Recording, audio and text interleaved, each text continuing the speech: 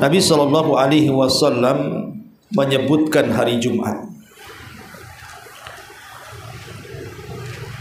Kemudian Nabi Shallallahu Alaihi Wasallam bersabda, di hari Jumat itu ada satu waktu di mana seorang hamba Muslim ketika bertepatan dengan satu waktu itu, sementara dia berdiri melaksanakan salat, kemudian meminta sesuatu kepada Allah Subhanahu wa taala, kecuali Allah akan memberikan setiap permintaannya. Kemudian Nabi SAW mengisyaratkan dengan tangannya. Jadi Nabi SAW mengisyaratkan seperti ini dengan tangannya itu. Yuqalliluha, itu artinya seperti ini. Dan dalam riwayat Muslim, dan dia adalah satu waktu yang sangat singkat.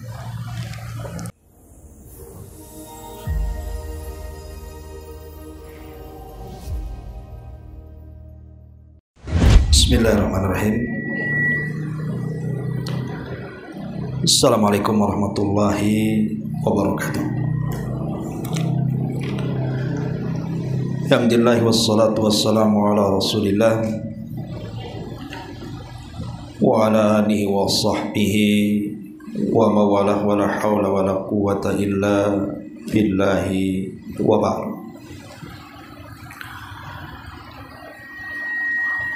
Alhamdulillah, segala puja dan puji hanya milik Allah Subhanahu wa ta'ala. Salawat dan juga salam kita hadiahkan kepada Rasul kita Nabi besar Muhammad sallallahu alaihi wa ala alihi wasallam. Kita lanjutkan kajian kita, masih membahas kitab Bulughul Maram dan masih membahas bab Salatil Jum'ah. Kita masuk pada hadis yang ke 447 dalam kitab ini, masih dari hadis Abi Hurairah radhiyallahu anhu. An Abi Hurairah radhiyallahu anhu anna Rasulullah sallallahu alaihi wasallam dzakara yaumal jum'ati faqala fihi sa'atun la yuwafiquha 'abdun muslimun wa huwa qa'imun yusalli yas'alullaha 'azza wa jalla syai'an illa a'tahu iyyahu wa asyara biyadihi yuqalliluha, muttafaqun alaihi. Wa fi riwayatin lil Muslim wa hiya sa'atun khafifatun.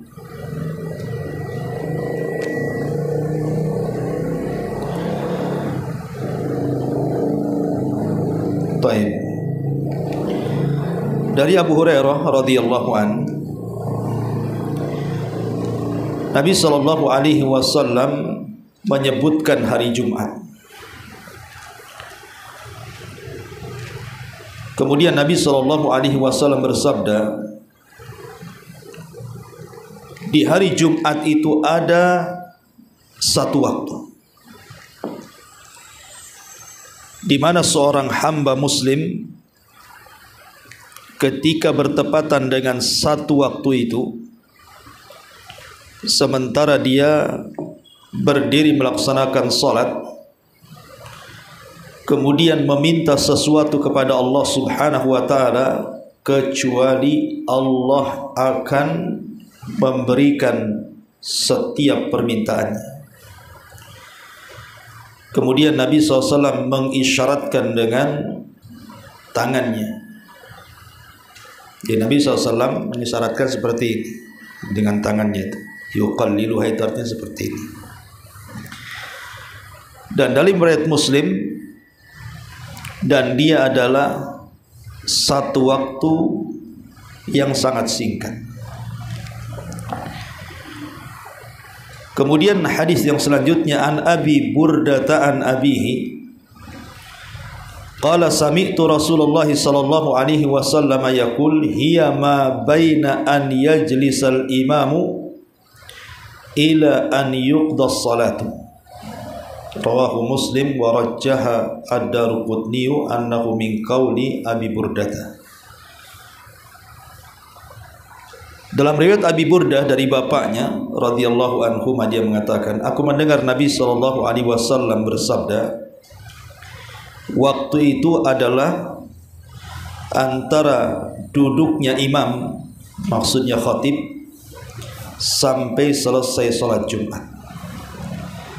Hadis ini dikeluarkan Imam Muslim, tapi Imam Daruqutni menguatkan bahwa ini bukan perkataan Nabi, tetapi perkataan Abi Burdah radhiyallahu anhu. Wa fi hadits Abdullah bin Salam inda Ibnu Majah,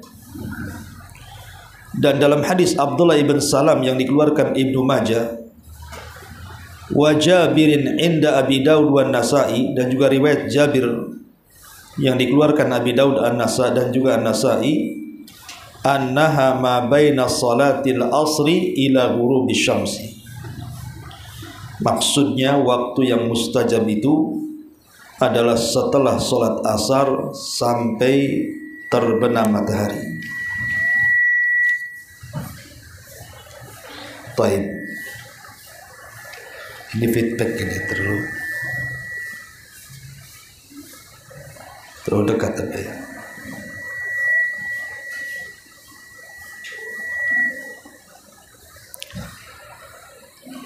Ma'asyiral muslimat yang dimuliakan Allah Subhanahu wa taala.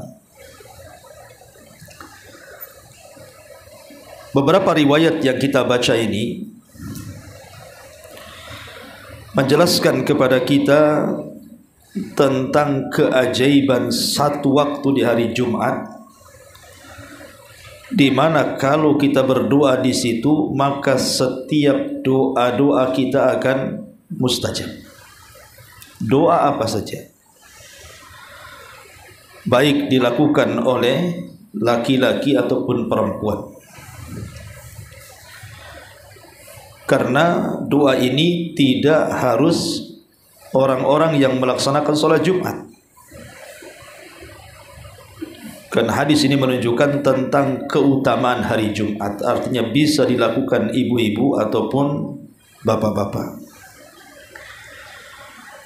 Bahkan sampai para ulama menyebutnya waktu mustajab doa di hari Jumat itu sebagai mukjizat, keanehan yang luar biasa karena cepatnya pengijabahan doa orang yang berdoa di satu waktu di hari Jumat itu. Sehingga banyak kisah-kisah yang menarik yang diceritakan para ulama, bagaimana orang-orang yang berdoa di satu waktu di hari Jumat itu belum sampai Jumat berikutnya sudah dikabulkan doa-doanya. Tapi bagi kita mencukupkan dengan hadis yang kita baca ini, yakin bahwa ada satu waktu di hari Jumat, kata Nabi SAW, yang kalau kita bertepatan dengan waktu itu dipastikan mustajab doanya. Tetapi di sini Nabi SAW menyebutkan dua riwayat. Riwayat yang pertama yang disebutkan tadi bahwa waktu itu terjadi setelah khatib naik ke atas mimbar sampai selesai sholat Jumat. Tentu apabila khatib naik ke atas mimbar, kita dilarang menyibukkan diri dengan doa, kan begitu, karena kita harus mendengarkan khutbah. Berarti kesimpulannya adalah doa itu dilakukan di antara dua khutbah. Karena dalam khutbah pertama nanti ada istirahat, ada jeda sebentar, khatib itu duduk untuk ke khutbah yang kedua. Disitulah waktu yang mustajab. Tapi pendapat yang lain dalam hadis yang kita baca juga bahwa waktu itu adalah terjadi setelah sholat asar sampai maghrib. Dan ini adalah pendapat yang kuat, karena ini pendapat jumhur, mayoritas para sahabat, mayoritas para tabi'in, dan mayoritas para ulama mengatakan bahwa waktu yang mustajab itu terjadi setelah asar, sebelum maghrib. Ma'asyiral muslimat yang dimuliakan Allah Subhanahu wa taala, dari sini kita tahu bahwa jangan pernah melalaikan hari Jumat. Karena kalau kita melihat beberapa riwayat selain riwayat yang kita sebutkan di sini, Jabir bin Abdullah radhiyallahu an juga meriwayatkan dari Nabi sallallahu alaihi wasallam, Yaumul Jum'ati isnata asyrata sa'atan. Hari Jumat itu 12 jam. Fiha sa'atun la yujadu muslimun yas'alallaha fiha syai'an illa atah. Di situ ada satu waktu yang seorang muslim meminta sesuatu kepada Allah Subhanahu wa taala, pasti akan dikabulkan permintaannya. Kemudian kata Rasul, faltamisuha akhiras sa'atin ba'dal asri. Maka carilah waktu mustajab itu di akhir-akhir waktu setelah asar. Kemudian juga hadis yang lain dari Abi Salamah Ibn Abdurrahman, anna nasan min ashabi Rasulillah sallallahu alaihi wasallam ijtama'u. Ada sebagian para sahabat di zaman Rasul berkumpul. Fatadzakarus sa'ata. Mereka pun saling membicarakan soal hari kiamat. Fatadzakarus sa'ata allati fi yaumil jum'ah. Mereka membicarakan soal satu waktu di hari Jumat. Fatafarraqu wa lam yakhtalifu annaha akhiru sa'atin min yaumil jum'ah. Maka mereka pun berpisah dan mereka tidak ada yang berselisih bahwa yang dimaksud mustajab doa itu artinya akhir waktu di hari Jumat, berarti sore hari. Ini sebagai penguat bahwa mayoritas para ulama mengatakan bahwa waktu itu terjadi setelah asar sebelum maghrib. Makanya dikisahkan oleh sebagian ulama salaf, di antaranya adalah dijelaskan dari Imam Ahmad ibn Hanbal rahimahullahu taala. Dia mengatakan aktsarul hadithi fi sa'ati allati turja fiha ijabatud da'wati annaha ba'dal asri wa turja ba'da zawali syamsi. Kata Imam Ahmad, kebanyakan riwayat-riwayat tentang diijabahnya doa di satu waktu di hari Jumat itu, saya mengharap bahwa itu terjadi setelah asar dan terjadi sebelum terbenamnya matahari. Dan itu juga senada dengan apa yang disebutkan oleh Al-Imam Ibnu Abdil Bar dan juga Al-Imam Al-Iraqi rahimahumullahul jami'. Jadi mereka berpendapat semuanya bahwa satu waktu di hari Jumat yang setiap doa-doa itu diijabah oleh Allah Subhanahu wa taala itu terjadi setelah asar sebelum terbenam matahari. Ini yang banyak dikuatkan oleh para ulama. Bahkan Sa'id ibn Zubair apabila dia melaksanakan sholat asar, dia tidak mau berbicara sama siapapun sampai terbenam matahari di hari Jumat. Jadi di zaman itu banyak para sahabat yang mereka betul-betul memanfaatkan waktu setelah asar sebelum maghrib itu untuk berdoa. Sampai ada sahabat tidak mau diajak bicara dan tidak mau bicara dengan manusia. Dia khususkan waktu itu untuk berzikir dan berdoa kepada Allah Subhanahu wa ta'ala. Taib masyarul muslimat yang dimuliakan Allah Subhanahu wa taala. Di hari Jumat itu, khususnya di sore hari, kita tahu bahwa kalau seseorang mau memanfaatkan waktu itu, maka ibu akan mendapatkan keajaibannya. Begitu kata para ulama. Tentu bagi yang mau betul-betul memperhatikan waktu itu, mulai daripada sholat asar sampai terbenam matahari. Karena gini Bu, saya, ibu atau siapapun pasti banyak masalah, tidak mungkin tidak ada masalah. Artinya siapapun pasti banyak masalah. Entah yang sakit ingin sembuh, mana itu, yang susah ekonomi ingin dimudahkan ekonominya, yang banyak persoalan dalam rumah tangganya ingin diselesaikan, macam-macam lah orang masalah itu.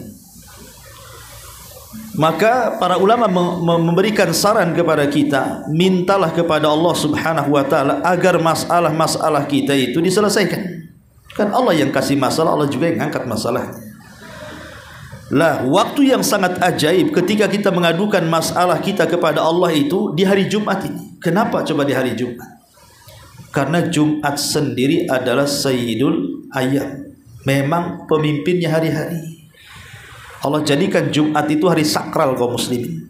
Sebagaimana Allah jadikan Sabtu hari sakral bagi Yahudi dan Ahad itu hari sakralnya orang-orang Nasrani.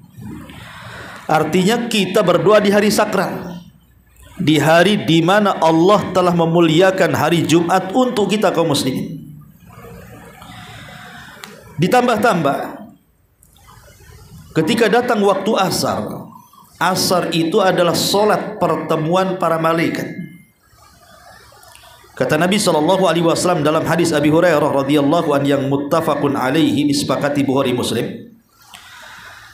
Kata Nabi SAW, yata'aqabuna fikumul malaikatu, malaikatul laili wa malaikatul nahar, wa yajtami'una fi salati subhi wa salati al-asri,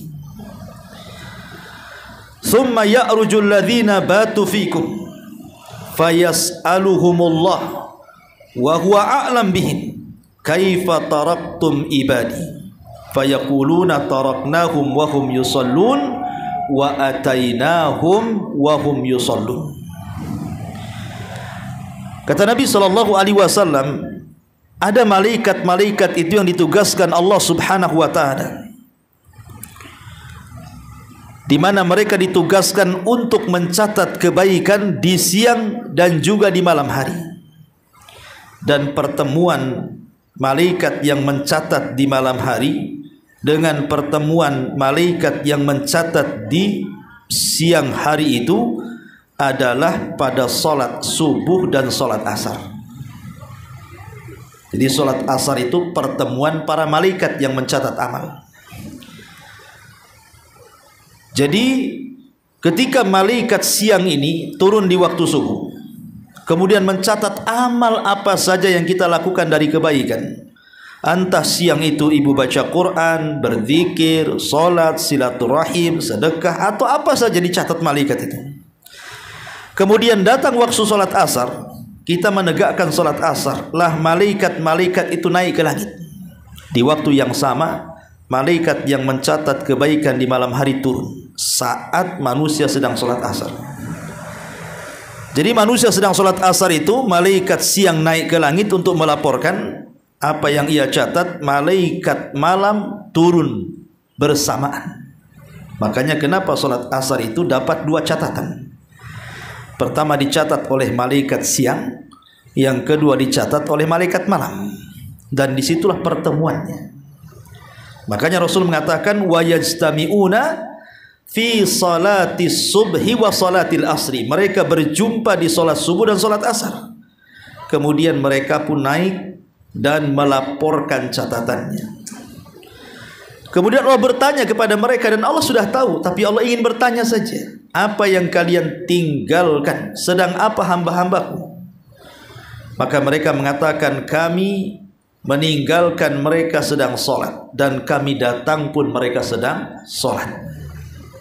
Artinya kami meninggalkan mereka sedang sholat asar, dan kami mendatangi mereka sedang sholat subuh. Itu asarnya itu sendiri. Bahkan sholat asar itu akan berbeda dengan sholat-sholat yang lainnya, karena Allah subhanahu wa ta'ala ketika berfirman, hafidhu ala salawati was salati al-wusta, jaga oleh kalian 5 waktu salat kecuali salat wusta. Jumhurul ulama mufassirin mengatakan yang dimaksud salat wusta itu salat asar. Alasannya berdasarkan nas. Nabi yang bicara soal itu ketika perang Khandaq. Ketika Nabi SAW menjaga parit, Rasul tidak sempat sholat asar karena kalau parit ditinggalkan musuh masuk. Sehingga Rasul akhirnya tetap menjaga parit sampai waktu maghrib. Dia belum sholat asar. Baru kemudian Rasul sholat asar di waktu maghrib. Maka Rasul marah dan mengatakan, semoga Allah memasukkan api ke dalam kuburan dan rumah-rumah mereka karena mereka sudah mengakhirkan aku dari sholat wusta. Berarti yang mengatakan asar wusta itu adalah Nabi. Makanya jumhur ahli tafsir mengatakan ayat Al-Quran yang mengatakan jaga oleh kalian 5 waktu sholat, terutama sholat wusta, maksudnya sholat asar. Dari sini kita tahu bahwa sholat asar itu penentu semua sholat.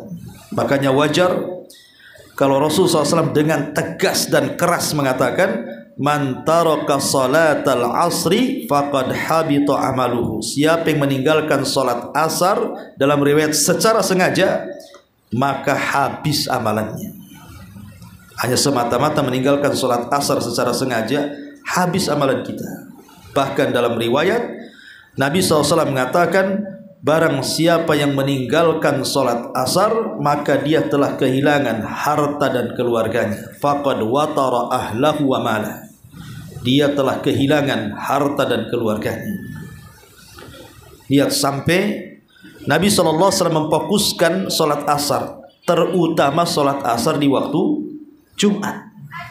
Ya, terutama di hari Jumat, jangan sampai kemudian orang itu meninggalkan salat asar tepat waktu. Baru kemudian setelah salat asar, sebelum kita berdoa, di sana kan ada namanya zikru al-sabah wal masa, zikir pagi dan petang kan. Maka cobalah baca dulu zikir itu. Memang ada yang berpendapat seperti Syekh bin Baz mengatakan zikir petang itu bisa dilakukan setelah asar dan bisa dilakukan setelah maghrib. Jadi kalau seandainya tidak sempat setelah asar, maka boleh dibaca setelah maghrib sampai isya. Jadi waktunya agak panjang. Tapi sebaiknya baca setelah asar, karena itu waktu mustajab doa masalahnya. Dan pada zikir petang itu kan banyak doa-doa di situ tuh. Maka sebaiknya baca setelah asar sampai maghrib. Ya. Baru setelah itu ibu memperbanyak sholawat, karena sholawat di hari Jumat itu nilainya berbeda dengan sholawat di hari-hari yang lainnya. Bahkan Nabi SAW sangat menganjurkan salawat di hari Jumat dengan hadisnya secara khusus. Disuruh memperbanyak salawat di hari Jumat itu. Bahkan Nabi SAW mengatakan, man shalla alayya salatan sallallahu alaihi biha asyra. Barang siapa yang salawat 1 kali kepadaku, maka Allah akan bersalawat kepada dia 10 kali. Maksudnya gimana?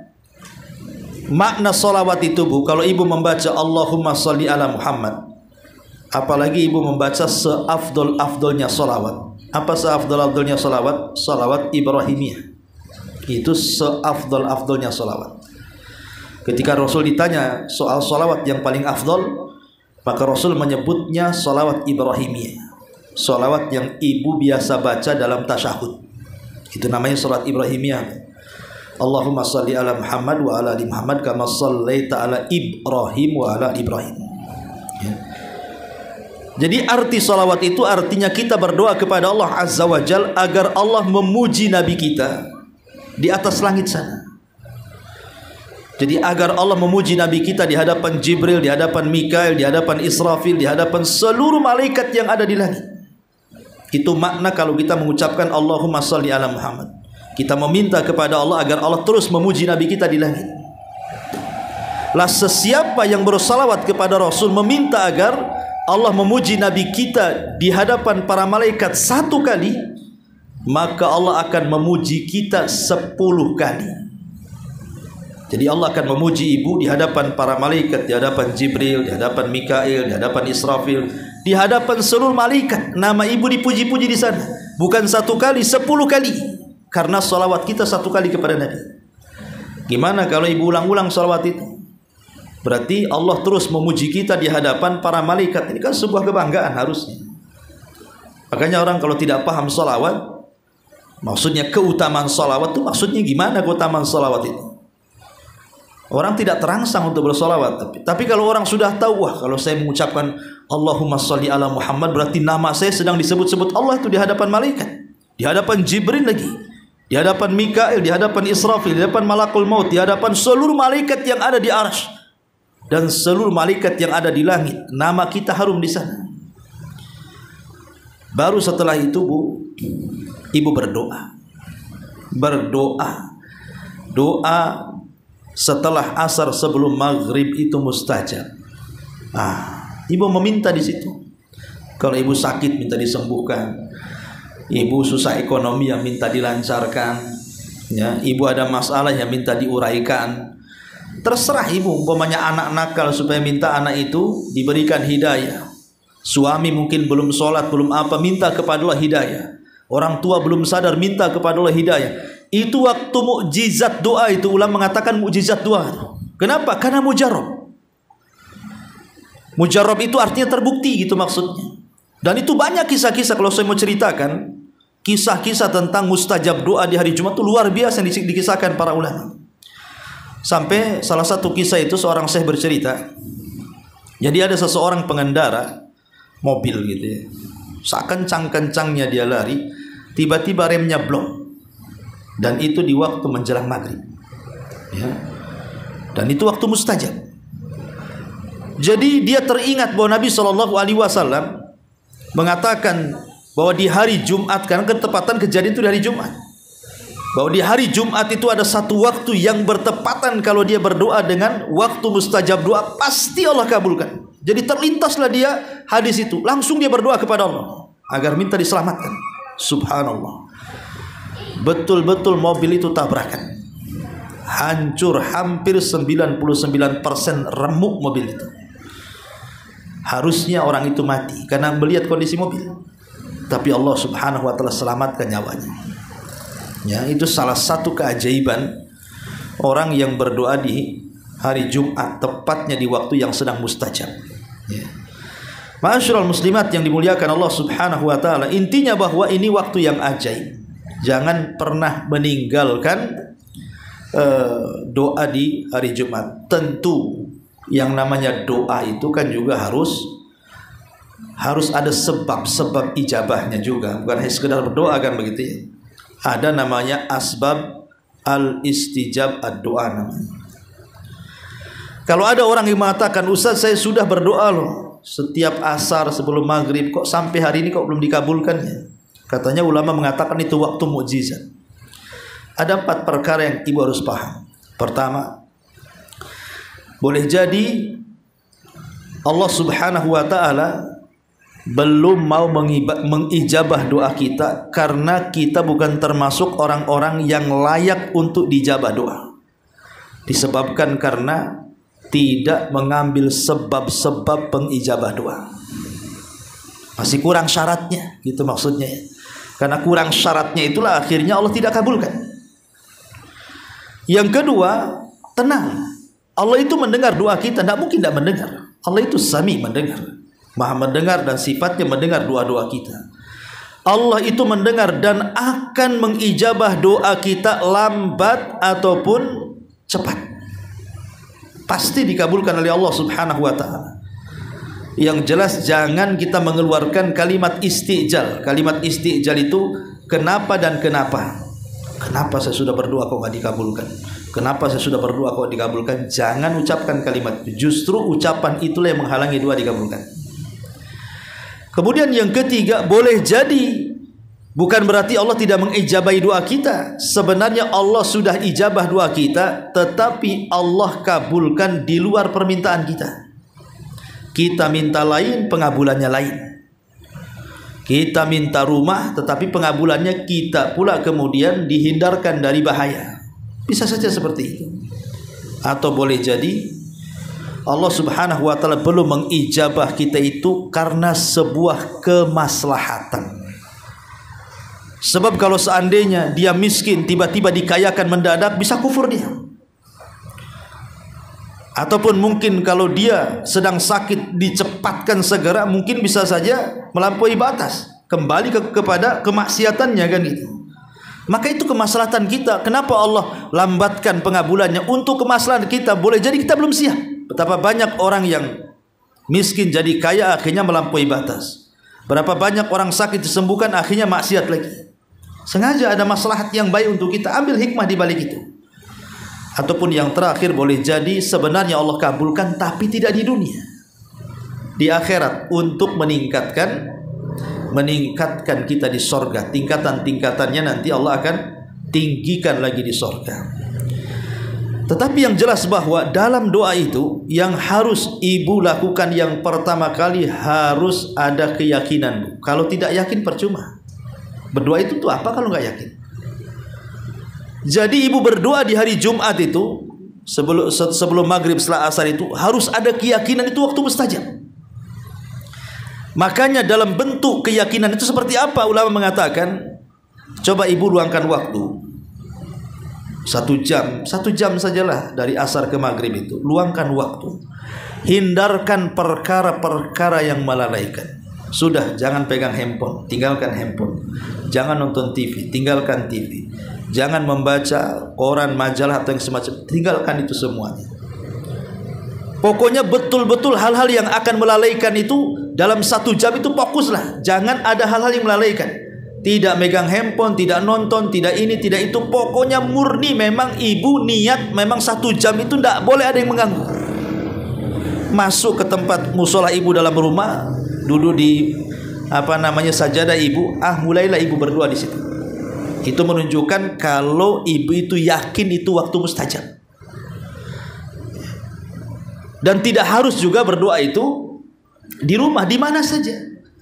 Ya, di jalan, di mana saja, asal fokus. Tapi maksudnya untuk menunjukkan bahwa waktu itu adalah waktu yang sangat mustajab doa dan kita yakin, bentuk keyakinannya itulah kita menghilangkan semua yang melalaikan tadi. Jadi ketika kita menghilangkan yang melalaikan tadi, itulah bentuk yakinnya kalau doa itu adalah mustajab. Tapi kalau nggak begitu, ya ibu nggak yakin kalau begitu. Ya, jadi dalam 1 jam itu udah tinggalkan semuanya. Kan berdoa tidak harus 1 jam juga. Bisa saja 10 menit, bisa saja 15 menit. Yang jelas setelah asar ke maghrib lah itu kan, atau lebih tepatnya mendekati waktu maghrib lah. 1 jam mendekati waktu maghrib, jam 5 sampai jam 6 lah kalau kita buat jam itu. Itu mustajabnya doa di situ, di hari Jumat itu. Baru setelah kemudian ibu yakin dengan cara menghilangkan semua yang melalaikan, disitulah ibu merengek seperti anak kecil meminta sesuatu kepada kita. Coba bu, kalau ada anak minta sesuatu kepada kita kan, sampai nangis-nangis, guling-guling, rengek-rengek, lama-lama kita jengkel pun kasihan juga akhirnya. Itu kepada sesama makhluk tuh. Walillahil matsalul a'la. Maka permisalan Allah subhanahu wa ta'ala tentu lebih berhak lagi, lebih tinggi lagi. Dan jangan pernah bosan. Jangan pernah bosan untuk terus-terusan berdoa di Jumat itu, karena Allah tidak akan bosan dengan kita. Kita yang bosan dengan Allah. Ya. Kemudian juga adanya tadar wal inkisar. Bukan hanya merengek seperti itu. Maksudnya betul-betul posisi ibu itu sebagai hamba sedang berhadapan dengan tuannya, Allah subhanahu wa ta'ala. Artinya berdoalah dalam kondisi kita itu betul-betul seolah-olah kita ini berhajat kepada Allah, tidak menyombongkan diri. Kemudian juga penuh keikhlasan. Yang jelas di dalamnya tidak ada doa yang mengandung unsur dosa. ataupun memutus silaturahim. Nggak boleh. Kalau itu sudah nggak boleh lagi. Karena kalau doa ada unsur dosa, itu bukan doa maksiat nanti jatuhnya. Ya. Betul-betul murni doa itu bukan dalam rangka ada unsur dosa ataupun mutus silaturahim, tidak. Pamannya Allah Subhanahu wa taala takdirkan ibu punya usaha disaingi oleh orang lain, akhirnya usaha ibu jadi sepi. Sepinya usaha ibu itu sebenarnya bukan karena saingan, karena rezeki orang itu kan sudah masing-masing. Cuman terkadang setan memberikan was-was kepada kita, akhirnya menanamkan sifat hasad, seolah-olah dia yang menyaingi rezeki kita kan. Maka harusnya ketika itu kita berdoa kepada Allah, alhamdulillah Allah berikan rezeki kepada saudara kita sebelah, tapi ya Allah berikan rezeki kepada saya yang jauh lebih baik dibandingkan dia, gitu maksudnya. Kan gitu doanya harusnya. Ya Allah, saya berterima kasih Engkau sudah memberikan rezeki kepada sebelah saya, tapi ya Allah berikan rezeki yang sama yang jauh lebih baik dibandingkan dia kepadaku. Harusnya begitu. Itu menghilangkan hasad namanya. Nah, doa seperti itu, ya, terutama di waktu-waktu yang sangat-sangat mustajab di hari Jumat. Dan kalau memang ibu sangat berhajat sekali karena mungkin tadi sakit sudah lama ingin sembuh, ekonomi sudah lama sulit ingin Allah mudahkan, maka cobalah ibu menggunakan cara tawasul dengan amal soleh. Ya, mungkin ibu bisa ngomong dengan Allah, ya Allah dulu aku pernah sholat malam sendirian. Kalau ini bentuk keikhlasan saya gitu ya, maka saya berhajat hari ini, tolong kabulkan doa saya. Dan amal soleh apa saja lah terserah. Makanya kenapa pentingnya jangan pernah meremehkan sekecil apapun amal soleh, karena bisa saja yang kecil-kecil itu bisa digunakan untuk tawasul. Karena namanya amal remeh itu kan lebih mendekati ikhlas dibandingkan amal yang berat, cenderung riya. Ya, jadi amal-amal yang kecil itu yang sebenarnya bisa digunakan untuk tawasul tuh. Ya, makanya penting sekali. Intinya bahwa ini waktu yang luar biasa, jangan pernah ditinggalkan. Itulah hadis yang kita baca di sini, bahwa waktu itu adalah di antara dua khutbah, tetapi kebanyakan para ulama waktu yang mustajab doa di hari Jumat itu setelah asar sebelum maghrib atau mendekati ke waktu maghrib. Taib ma'asyiral muslimat yang dimuliakan Allah Azza wa Jalla. Dan doa sendiri sebenarnya tidak ada ruginya orang berdoa itu. Tidak mesti juga di asar di hari Jumat kan. Bahkan di hari Jumat di jam berapa saja sebenarnya itu doa bagus. Mau ibu mau di hari Jumat paginya, di hari Jumat siangnya, di hari Jumat malamnya, semua doa di hari Jumat itu luar biasa bu nilainya. Tetapi maksudnya kan dikhususkan di asar sebelum maghrib gitu ya, ataupun ada yang berpendapat di antara dua khutbah. Ketika terjadi perselisihan para ulama seperti ini bu, akhirnya terjadi seperti Lailatul Qadar jadinya. Kecuali kalau Rasul mengkhususkan, oke, pada asar jelas nggak ada khilaf ulama kan. Lah ketika terjadi khilaf ulama seolah-olah kita belum tahu di jam keberapa tuh. Tapi kalau seandainya kita gunakan doa itu pokoknya pagi, siang, sore, malam, maka persis seperti kita mencari Lailatul Qadar. Kalau kita hidupkan nih mulai dari tanggal 20 malam Ramadan sampai selesai bulan Ramadan, dipastikan kita dapat Lailatul Qadar. Begitu juga doa di hari Jumat. Tetapi tentu dari semua waktu di hari Jumat itu waktu yang mendekati ya, mendekati ijabah doa menurut pendapat mayoritas para ulama adalah setelah asar sebelum maghrib atau di antara dua khutbah. Ya. Adapun secara umum ya, keutamaan doa sendiri saya akan sebutkan secara singkat 10 perkara. Satu, bahwa berdoa itu dalam rangka mentaati Allah dan Rasulnya. Allah yang merintahkan kita berdoa, Rasul yang merintahkan kita berdoa kepada Allah. Idza sa'alta fas'alillah wa idza sta'anta fasta'in billah. Yang kedua, doa itu ibadah. Walaupun tidak dikabulkan nggak masalah, kan dapat pahala kita. Ya. Tapi tidak mungkin Allah tidak mengabulkan doa kita.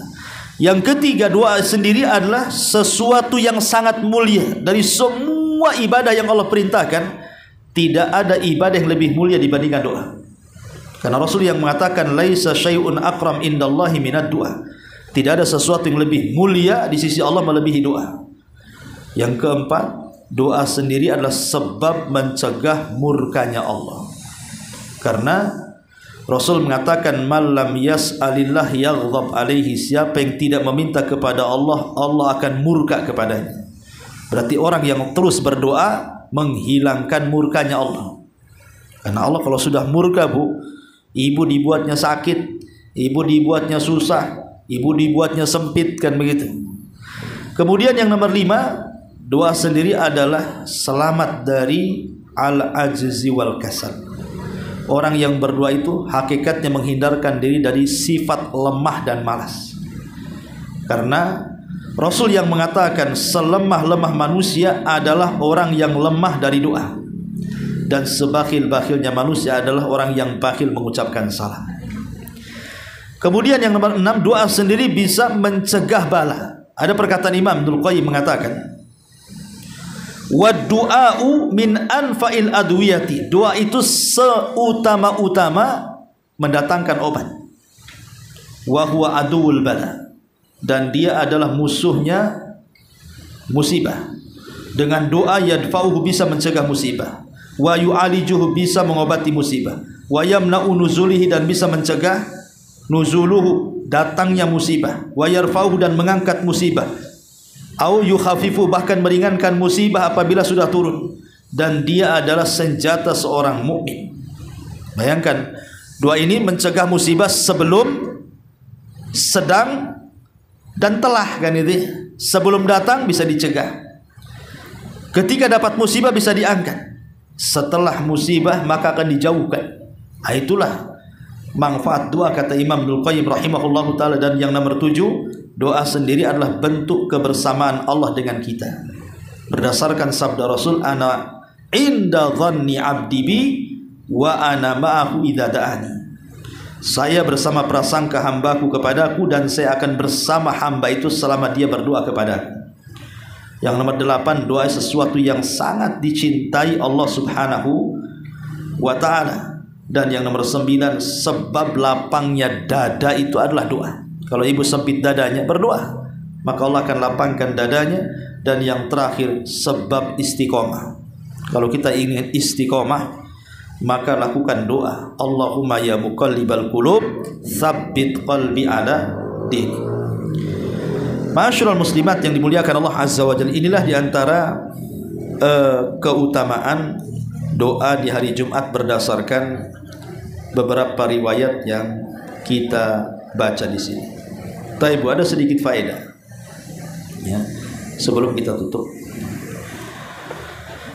Ada orang-orang yang mereka dianggap rugi apabila datang di hari Jumat, karena mereka tidak mengetahui tentang keutamaannya. Padahal hari Jumat itu kan datangnya seminggu sekali. Harusnya yang datang seminggu sekali, apabila datang harinya, harusnya kita pandai memanfaatkan. Karena belum tentu ketika Jumat ini kita temui, Jumat depan itu kita bisa lalui. Bisa saja meninggal sebelum itu.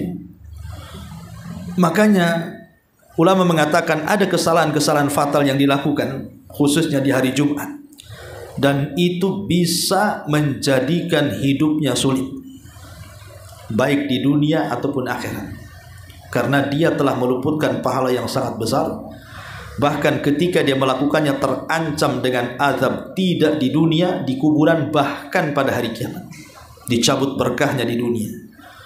Kemudian di kuburan diancam dengan azab kubur. Kemudian di akhirat diancam pula dengan neraka. Dan diancam pahalanya digugurkan. Siapa mereka? Ya. Pertama, orang yang tidak sholat Jumat. Makanya banyak bapak-bapak itu yang mereka tidak sholat Jumat. Bahkan ada seorang ummahat tuh ngeluh ke saya, Bu. Mungkin dia sudah hijrah tapi suaminya belum.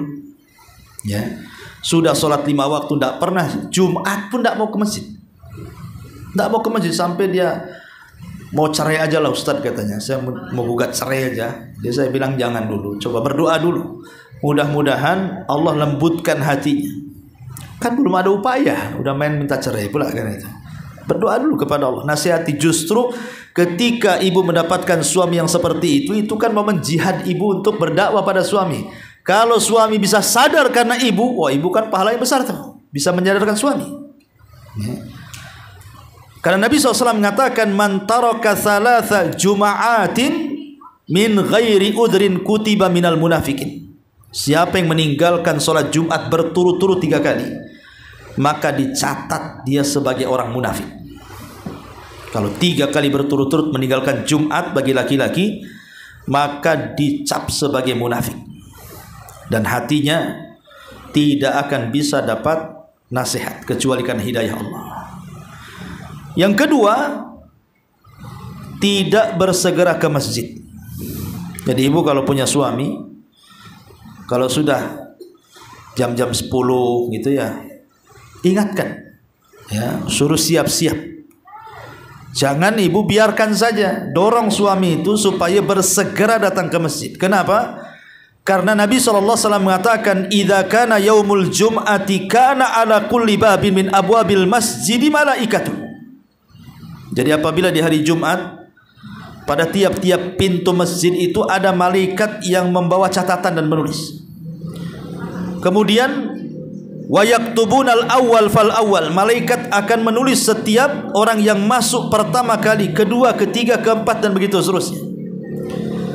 Kemudian kata Nabi SAW, fa idza jalasal imam, kalau imam atau khatib sudah naik ke atas mimbar, tawaw suhufa, maka catatan malaikat akan ditutup, waja'u yastami'una dzikra, dan mereka pun masuk dan ikut mendengarkan khatib. Berarti di sini sayang kalau seandainya orang yang datang ke masjid sementara khatib sudah naik mimbar, dapat apa dia? Ya. Dan saya saksikan itu ya, sekarang seperti itu. Jadi jam-jam 11 masuk masjid kalau saya ada jadwal khutbah itu belum rame. Separuh itu belum penuh kadang-kadang. Anehnya ketika suara azan berkumandang, ketika khatib naik ke atas mimbar, wah datang dari mana itu? Tahu-tahu cepat aja penuh itu. Ya. Jadi yang tadinya mungkin sebelum khatib naik mimbar tuh separuh masjid belum penuh. Setelah azan saya naik ke atas mimbar, baru dari mana-mana datang tuh. Sebentar aja penuh tuh masjid itu. Buat apa Anda datang ke masjid? Saya menggugurkan sholat Jumat saja. Karena malaikat sudah menutup itunya, suhufnya itu. Catatannya sudah nggak ada lagi. Malaikatnya sudah duduk mendengarkan. Padahal Rasul mengatakan siapa yang saf pertama mendapatkan pahala seperti berkorban seekor unta, saf kedua seperti berkorban seekor sapi, saf ketiga seperti berkorban seekor kambing, saf keempat seperti berkorban dengan seekor ayam, kelima telur ayam. Sudahlah, setelah itu tidak ada lagi, sampai di telurnya saja lah. Ya. Kan rugi kalau seandainya seseorang luput sampai datang di Jumat itu telat. Ya.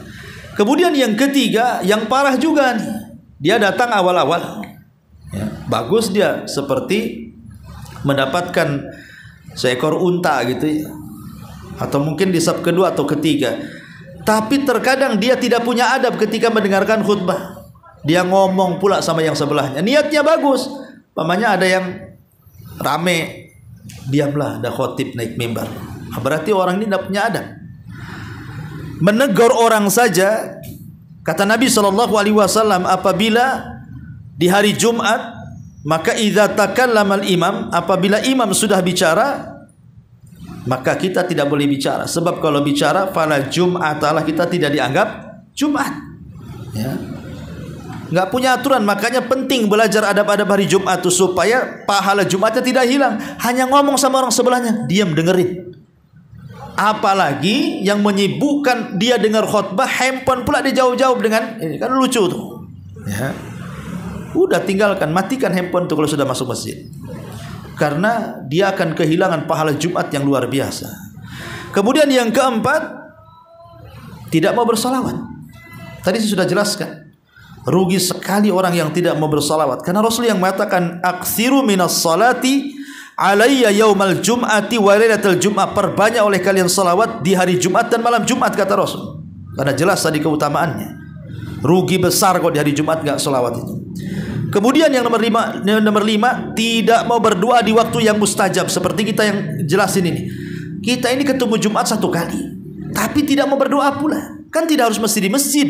Kita bisa berdoa sambil berjalan, berdoa di kantor, berdoa di rumah, di mana saja kan. Yang penting sisihkan waktu 10-15 menit, minta kepada Allah sesuatu yang kita hajatkan. Hajat kita banyak kok. Kenapa sombong pula kita tidak mau minta kepada Allah Azza wa Jalla? Itu luput waktu ijabah jadinya. Kemudian yang nomor 6, tidak mau bertobat. Itu waktu kita bertobat sebenarnya. Karena Adam itu ketika bertobat di hari Jumat, dan Adam diterima tobat pun ketika hari Jumat. Gara-gara kan Adam itu diciptakan hari Jumat, dimasukkan ke surga hari Jumat, dikeluarkan dari surga hari Jumat, diturunkan ke bumi hari Jumat, kemudian tobat, diterima tobatnya pun hari Jumat, dan diwafatkannya pun hari Jumat. Jadi hari Jumat itu luar biasa tuh. Ini waktu tobat, berbanyak istighfar. Jangan sampai kemudian di hari Jumat kita tidak membaca astagfirullah. Dan ulama mengatakan sebab ampunan itu 3. Sebab ampunan itu 3. 1, doa yang diiringi harapan. Ibu berdoa kepada Allah dengan harapan dosa-dosa ibu diampuni. Yang kedua, istighfar yang disertai tobat. Bukan hanya mulutnya astagfirullah, tapi perbuatan meninggalkan dosa. Yang ketiga, tauhid yang disertai menjauhi kesyirikan. Karena tauhid itulah sebab pengguguran dosa. Kemudian agar tobat lebih diterima, 1, jujur dalam tobat. Bukan main-main. Jujur, betul-betul jujur dalam tobat. Yang ketiga, malu dari dosa. Malu dosa. Dengan cara apa malu dari dosa itu? Dengan cara mengingat dosa-dosa yang kita lakukan. Kemudian juga mengingat kasih sayang Allah, bahwa Allah telah menutupi dosa kita dari manusia. Jadi malu kepada Allah itu artinya kita malu dari dosa-dosa yang kita lakukan. Kemudian ingat kasih sayang Allah, bahwa banyak dosa yang kita lakukan Allah tidak bongkar aib kita kepada manusia. Kemudian yang ketiga, meminta kepada Allah agar hati kita bisa berubah. Karena kalau hati kita tidak bisa berubah, walaupun kita baca istighfar 1000 kali pun tetap kita ahli maksiat. Hanya hati yang dirubah Allah lah, dia akan menjadi hamba yang bertobat kepada Allah Azza wa Jalla. Kemudian yang nomor 7, jangan meninggalkan sholat subuh di hari Jumat. Sholat subuh di hari-hari yang lain tetap tidak boleh ditinggalkan, tapi khusus di hari Jumat ini ada istimewa, ada keistimewaan khusus. Karena Nabi SAW yang mengatakan, afdolus salawati indallah salat subhi yaumal jum'ati fi jama'atin. Seafdol-afdolnya salat di sisi Allah adalah salat salat subuh di hari Jumat dan berjamaah. Bagi laki-laki, kalau perempuan kan di rumah. Tapi kalau perempuan ingin ke masjid tidak masalah. Karena sahabiah di zaman Rasul tidak ternukilkan riwayat mereka masuk ke masjid dan berjam bersama Rasul kecuali di hari di salat subuh. Jadi salat subuh itu sahabiah mereka datang ke masjid. Ya. Dan yang terakhir, tentunya jangan pernah menyibukkan jual beli ketika khatib naik ke atas mimbar. Bagi laki-laki tentunya. Kalau perempuan kan tidak wajib sholat Jumat, boleh dia jual beli. Maka kalau sampai 8 perkara ini menyibukkan kita, maka itu rugi dunia akhirat namanya. Ini kan hari Jumat itu kan datangnya seminggu sekali. Ya, dan itu adalah pemimpinnya hari-hari. Adapun amalan bagi wanita, khusus bagi ibu-ibu ya, di hari Jumat ini. Ya. Pertama, Bu, jangan sampai di malam Jumat ibu begadang terlalu malam. Ya, ibu jangan sampai begadang terlalu malam. Dikhawatirkan ibu tidak bisa sholat fajar subuh Jumat tidak tepat waktu. Umpamanya ibu tidurnya jam 1, bangun jam 6. Ini hari Jumat, kan rugi jadinya. Karena subuh di hari Jumat berbeda, saya sudah katakan tadi, dengan subuh-subuh di hari-hari yang lain. Sebab apa? Sebab kiamat itu terjadi di subuh hari Jumat. Kiamat itu terjadi di subuh hari Jumat. Makanya jangan sampai kemudian ibu tidur terlalu larut malam, akhirnya subuhnya meleset. Ini yang pertama, ya.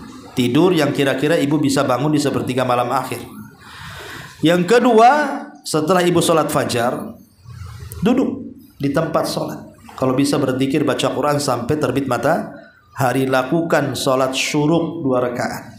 Di situ pahalanya sama dengan haji dan umrah secara sempurna. Kemudian yang ketiga, kenapa kemudian Nabi SAW memfokuskan subuh di hari Jumat? Ya, saking pentingnya subuh di hari Jumat, terkadang Rasul membaca surat-surat khusus. Rasul membaca surat khusus dalam salat subuh itu. Terkadang Nabi SAW membaca surah As-Sajdah, kemudian juga surah Al-Insan. Terkadang membaca surah Al-Ghasiyah atau surah Al-A'la. Kenapa?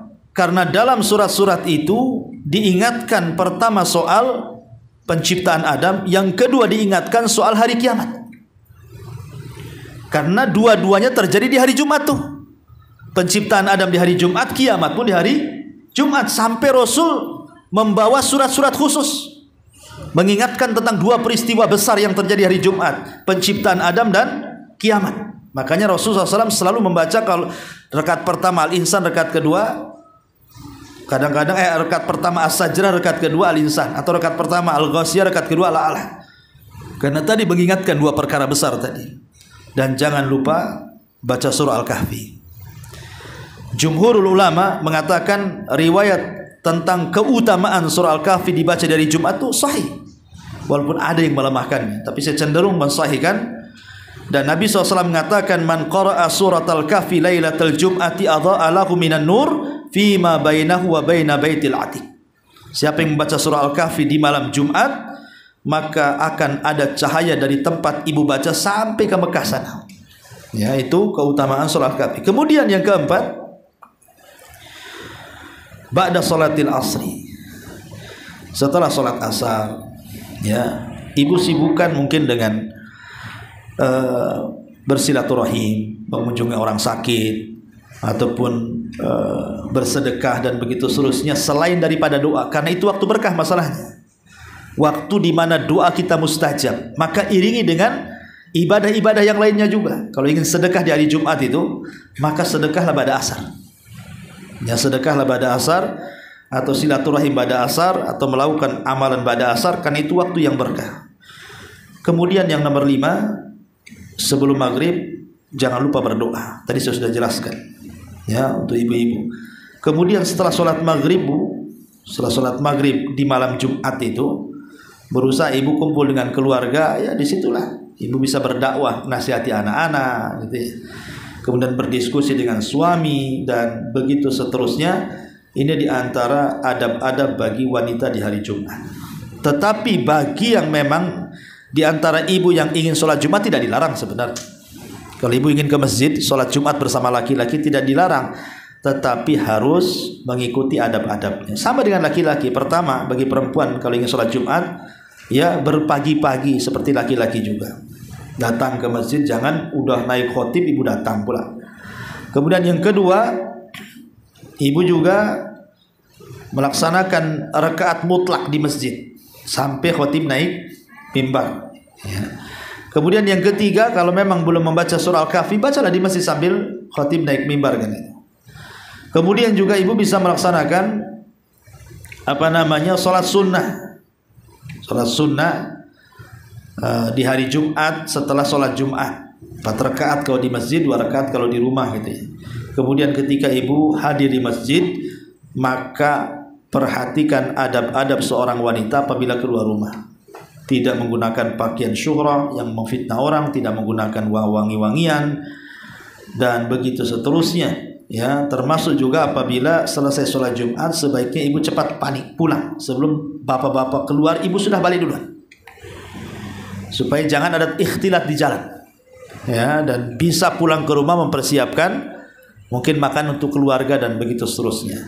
Nah, ini diantara juga adab-adab yang berkaitan dengan para wanita. Wallahu a'lam. Baik, sampai di sini kita buka tanya jawab saja. Silakan.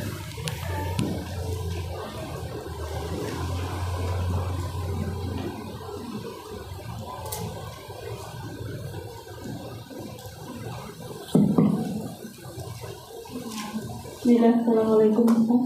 Waalaikumsalam.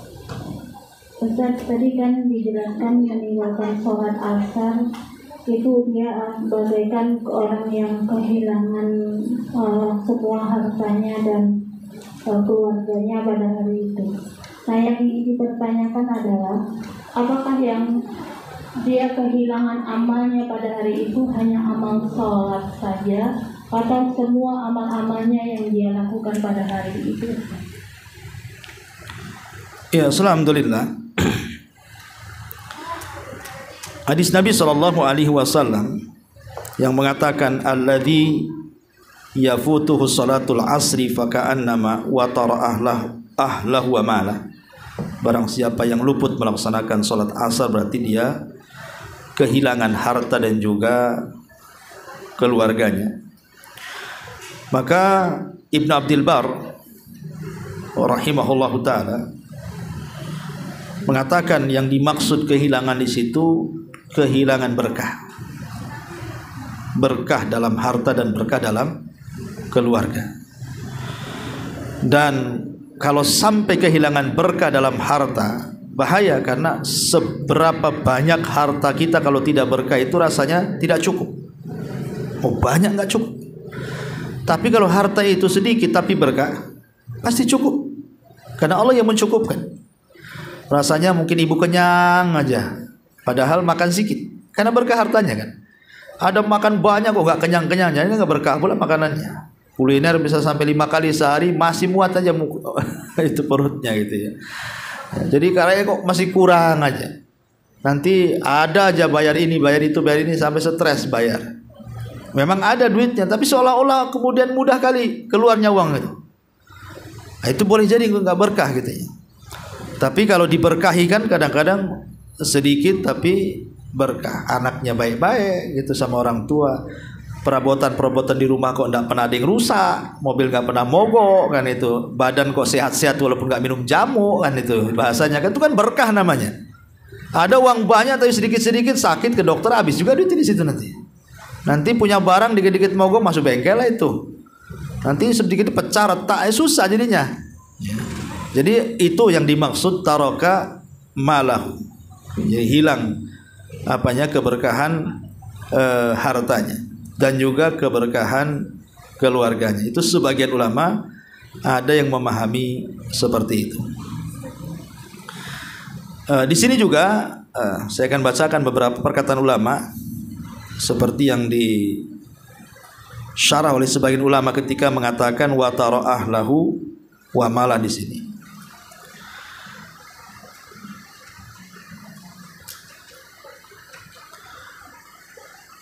Ka'annama khasira ahlahu wa malah wa asbaha bila ahlin wala malin wa yalhaqu bihi minal asafi inda muayanatil ajri was thawab mithlu ma yalhaqu man faqada ahlah wa malah.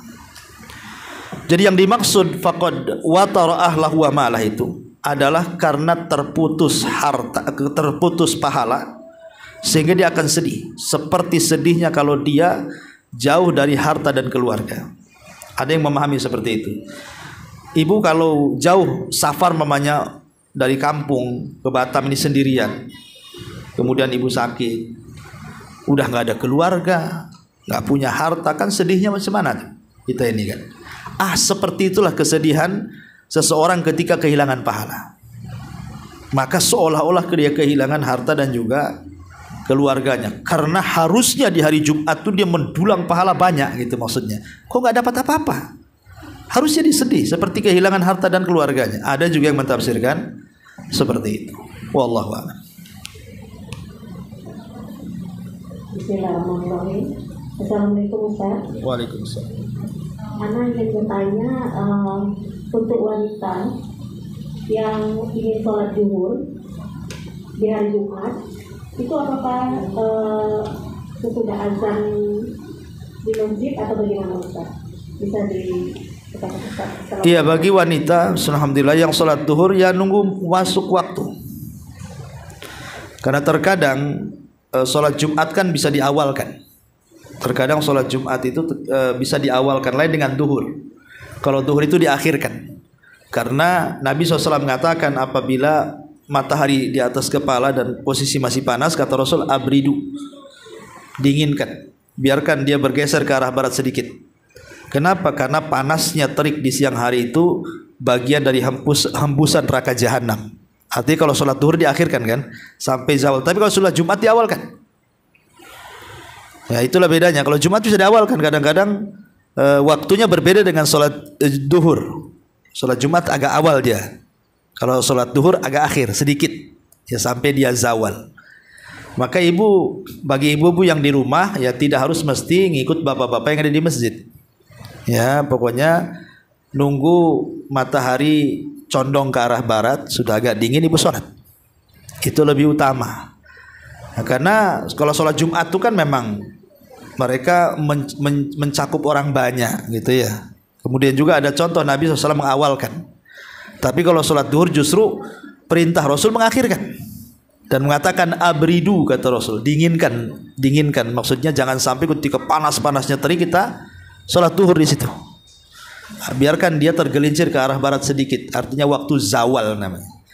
Ya, waktu zawal itu maksudnya ketika bayangan sudah 1 meter dan matahari sudah ke arah barat. Wallahu a'lam.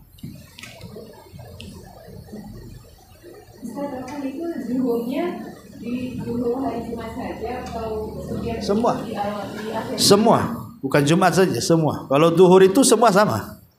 Karena kalau waktu duhur nggak ada kaitan dengan Jumat, karena kan ibu nggak sholat Jumat. Jadi kekhususan hari Jumat itu kan bagi laki-laki. Kalau duhur itu kan kekhususan ibu-ibu di rumah, nggak ada hubungan dengan Jumat kan. Berarti setiap duhur mau 1 minggu ya seperti itu. Kalau bisa jangan ketika waktu azan, waktu terik-terik matahari kan. Kan ibu bisa akhirkan sedikit sampai nunggu, karena ada 2 sholat yang bisa diakhirkan, 1 isya 1 zuhur. Isya bisa diakhirkan, ibu ada tamu nih, pas pula sudah qomat ada tamu, nggak usah sholat, layani tamu dulu, nanti ibu bisa akhirkan sampai di pertengahan malam, mengambil keutamaan waktu ya. Atau zuhur ketika matahari di atas itu jangan sholat dulu, biarkan dia tergelincir. Iya, pahalanya lebih besar. Allahu a'lam.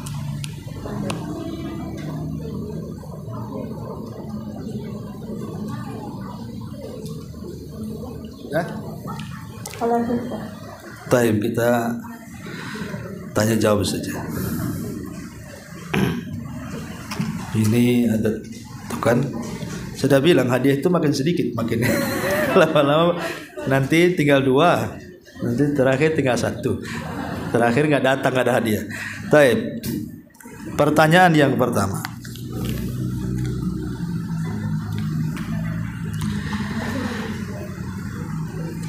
Ada perselisihan para ulama tentang waktu mustajab doa di hari Jumat. Sebutkan 2 perselisihan dan yang paling kuat yang mana? Mana? Hah? Mana? Ah itu. Oke. Mana itu? Oh ke sana atau ke sana? Oke, ke kanan dulu. Silakan.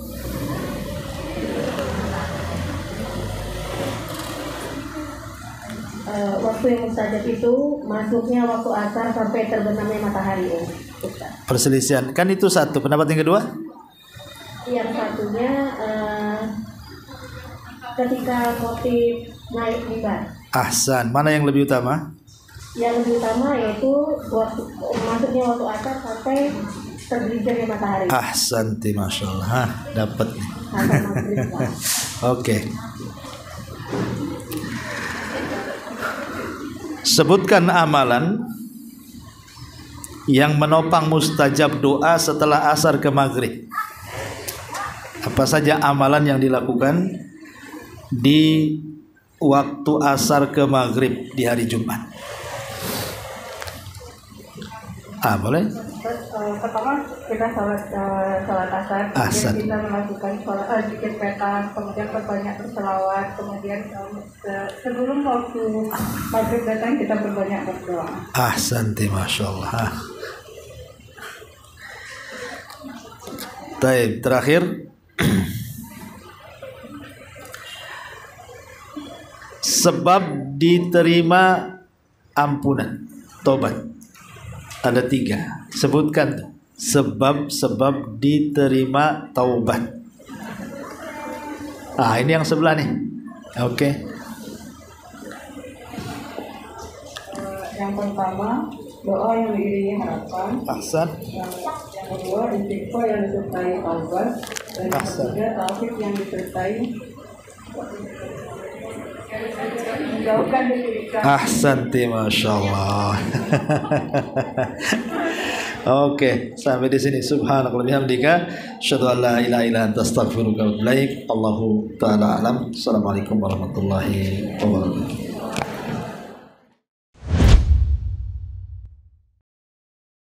Intinya bahwa tolong berakhlak kepada Allah. Membahas tafsir dari surah Al-Imran. Lahirlah Imam Muslim, Abi Dawud, Tirmidzi, Ibnu Hibban. Jadi ketika Yunus alaihi salatu wassalam terkena undian itu,